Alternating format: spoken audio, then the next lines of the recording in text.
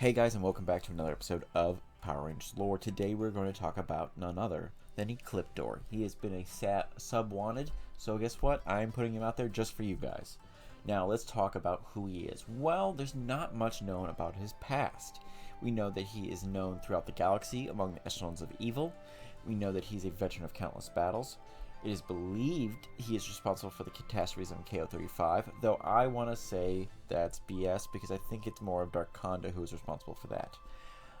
It is believed also that he is built, not born. So basically he was a test tube thing or born right out of darkness itself by none other than Dark Spectre. He is extremely loyal to Dark Spectre and has had no points of like turning against him at any point.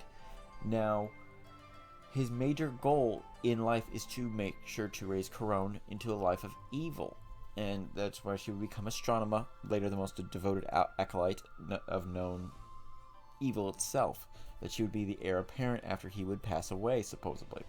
Now, he would take this to a new level and almost become so devoted to Astronema and her cause of evil that he basically lose sight of like who he's really serving and mostly serve her, and would have a lot of fondness, almost saying love for her, and is considered her adopted father. Now that is very interesting for a character who's supposed to be quote-unquote evil, that he cares so much, but it's hard to say until we know more about his backstory and the like. Now we know that he has a deep and vicious hatred towards the villainous bounty hunter known as Darkonda, and to the point where he would slay him several different times. So think on that. Now let's go into what we know of actuality. Well, in space, he shows up and we don't know what his true motives are for certain when he first shows up. He's just basically filled by hatred for Andros, trying to kill him several different occasions. We know possibly at this point that he knows that Andros and Astronema are connected. I want to say basically he's a ranger and he's just trying to kill him at first, and then he kind of figures out who Andros is and goes, oh, I have to keep them apart for certain, or they're going to find out, or Corone's going to find out, slash Astronema, that, well, I've been lying to her the entire time. So he's trying to hide his own secret. It's never hinted at that, but that's what I would say why he's so hell-bent on destroying Andros, besides even just being a ranger. Like, he focuses wherever Andros is going. He goes after him, trying to finish him once and for all. Now, Ecliptor is very strong, and basically a hard match to follow up against solo, with the Andros just battling him out and the other Rangers combined. However, he does save Andros from being killed by Darkonda on one occasion, presumably not wanting Andros to die by Darkonda's hands, knowing like, hey, if anyone's going to kill him, it's going to be me. I'm not going to give you the reason. But also, it's hinted that maybe he doesn't want, maybe when he finds out he doesn't want Andros to die by one of Astronema's monsters, basically if she ever finds out that they were brother and sister, it look really bad. If he does look like he saved her, well, whatever. He can go, well, I didn't know at the time, but hey, now we know. Okay, so continuing from there, we know that Ecliptor is rivals with Darkonda, and would basically say, tell Astronema several times, don't trust this guy, he's not loyal like I am, this guy is just evil incarnate, and she basically go, whatever, he's evil, he'll work for us. Well, he would attempt to scheme against her several different times, and Ecliptor would attempt to cut him down a few times. Even at one point, Darkonda would merge with Ecliptor to form a new powerful entity called Darkliptor. Yes, Darkliptor. It's pretty awesome in form. It's kind of a menagerie, chimeric form of the both of them together. You can see like the insectile bits that is Darkonda, as well as the three-dimensional lines in the black and green mixed on there. That's the only other way I can describe him. He looks like something right out of Tron movie almost. Now, during this time they would eventually split, but it would be Darkonda when they were together that would have full control. Now it would be Ecliptor who forces them apart after when he grows basically strong enough. I think he's waiting dormant to get his power and just pull themselves apart. Now Ecliptor would kill Darkonda on 3 different occasions, as I said before, one of which he would save Andros from booby traps that Darkonda had left, and essentially push Darkonda into those booby traps, causing him to explode. Now, later on in the series, Andros would find out that his long-lost sister, Corone, is none other than Astronema, and that would basically make Ecliptor sweat like a stuffed pig, even though pigs can't sweat. Little known fact you didn't know there. Now, Ecliptor would try to keep them apart on several different occasions, but it would fail, and she would find out the truth and return to the side of good, much to his chagrin.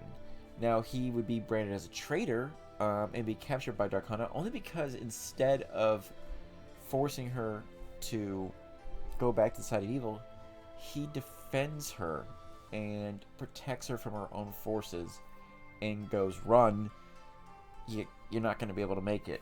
Like, I love you too much, apparently. He basically sees her as his daughter on so many levels that he would turn against his own side to keep her safe. Now, this would cause him to be basically captured by Darkonda, who would basically take the time going, oh, I'm going to have fun with this one, and brainwash him to be fully evil, drive out all protective instincts from him, and basically go, Corone is dead. It should only be Astronema. Astronema's the only true thing. And basically that's how he looks at it. He's even sent to go bring her back like the Terminator, destroy the Rangers, basically beat the crap out of them, and bring her back to be brainwashed again to be Astronema. Now, towards after this, he would be loyal to her and basically push aside Darkonda, who felt like he was going like, I did all this work and I get pushed aside. What the heck? But he is. And Ecliptor and Astronema take full command again of their ship, the Dark Fortress, and commit fully to the dark side. Now, they would also at this time be on board completely with bringing back the Psycho Rangers, who would be devouring the energy of of Dark Spectre without him knowing it, and they'd be okay with it entirely because he's devoted to evil, not necessarily Dark Spectre's evil. Kind of issue in the brainwashing there. Now, after this, Ecliptor would be upgraded and he would be red, much like, think of it like Super Saiyan levels, and he would have this super powerful form where he would destroy the Delta Megazord before his power would expire and he returned back to normal.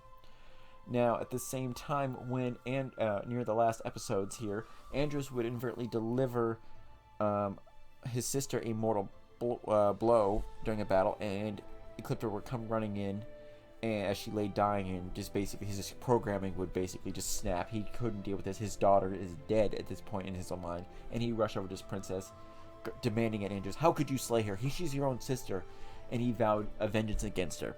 A battle would ensue. The two would be basically clashing against each other. It would be like basically a Darth Vader versus Luke Skywalker type fight there, and essentially it would be Andros the victor, and he would fall to the ground, crawl to Astronema's parent dead body, and basically cry out, my princess.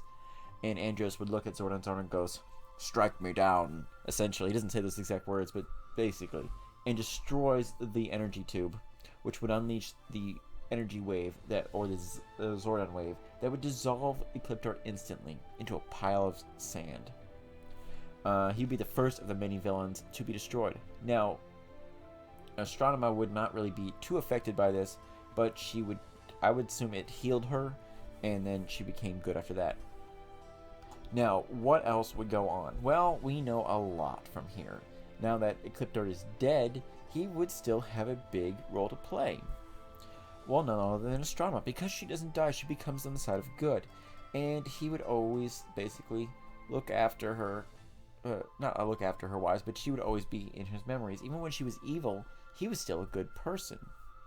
Now, she would have a flashback appearance when Corone is basically being chosen to be the next Ranger, where she doesn't believe that she's worthy of it, right after Kendrix Morgan has died in the hands of the Pink Psycho Ranger. But she does have memories of him. And some of them are good, some of them are bad. It all depends on the situation, but most of them are basically joining back the force of evil. And she pushes away going, no, I'm a force for good now, and go from there. Now, aboard the Split History, which is an entirely different universe, we would know that much the same history is going on there, with Corone and Ecliptor. Ecliptor would come to the Rangers after Corone, or Astronema, is captured by SPD, and would beg their help an alliance to basically go after them. Now, why would he go to the Rangers to help fight against the SPD? Well, they also know that 2 of the other Rangers were captured, Zach and Jason, and also these guys are being hunted. Even if they're Power Rangers, they're being hunted by the SPD and other forces that Zordon has called upon because they broke out Lord Draken to aid them in the stop of an even graver threat. Now, Zordon didn't see that way and called on every favor he could to hunt them down. Now, Ecliptor going to them going, you know what? I can't trust anybody else, especially if Estrana's being captured. I can't force the Force of Darkness. It'd be cause too much of a issue on my end. But if I go these Rangers, who are already in trouble, on my team, they'd be great. And they did. They worked together. They broke out the Rangers, and they basically, after that, said, parting ways. You guys have a good one. Estrana wasn't too happy about it because she believes that Rangers killed her family and the like. Now, in the one shot later on that would be developed, we find out a little bit more that Ecliptor has basically lied to her, not for his benefit, no, not for the benefit of evil, but for her benefit, giving her a past. I was telling her that the Rangers were dead. The Rangers had killed her family, and that she has to kill Rangers to avenge them. That her family were major devotees to Dark Spectre, and there's a lot promised out of her, and that's basically what she does. And he, even when she basically has an identity crisis, going, I have nothing other than my family. There's nothing I can do for them. Like, how do I even know, like, I'm even worthy of them? And he produces a necklace that he'd taken off her when she was a child and returned it to her, like, this is with your mothers and da-da-da-da. It makes him a new story for her, and it gives her the drive to continue on to be who she would later be as none other than the heir apparent. Now, that is a pretty interesting story there, and I do like it. It shows him that he cares more than her than just basically, he could have just backhanded her, or he could have just abused her and pushed her more and more, but he saw much more as a person, as a daughter, than anything else. So you have to love him for that. Now, what other little stories? There's a lot of stories I skipped over of essentially him dealing with other villains, but there's nothing major besides those major character development traits that he had. Now, what do you guys think of him? He is pretty interesting as a character. I really liked him. He has a range of different powers. Basically, he's just extremely powerful. He's near indestructible, and the like. He can detach his body whenever he basically wants. So basically, his body can engage in swordplay and hand-to-hand combat, and his head can basically float around and shoot beams out. It's pretty awesome. His has eye beams, as I said before, mirror projections, tractor beams, increased size. He doesn't need the size of the essentially the beam from the Dark Fortress to go up in different size ranges. And the like, so it's pretty interesting. Usually, even through later villains, they need to pull off a patch or they need to drink some potion to grow bigger. He just does it at will, so that shows that he is different from all the other ones. Now, he's a master swordsman. He has great honor, which is pretty interesting there. But other than that, that is Dark Spectre. Let me know what you guys think. Please go through, give me a like, comment, and subscribe, and I'll see you guys soon. Have another good one, guys, and may the power protect you always. Make sure to comment, like, and subscribe at the end of this video. All your likes help me out, and all your watchers do too. Thank you very much, guys. I would really like to discuss with you guys what your topics are. May the power protect you always.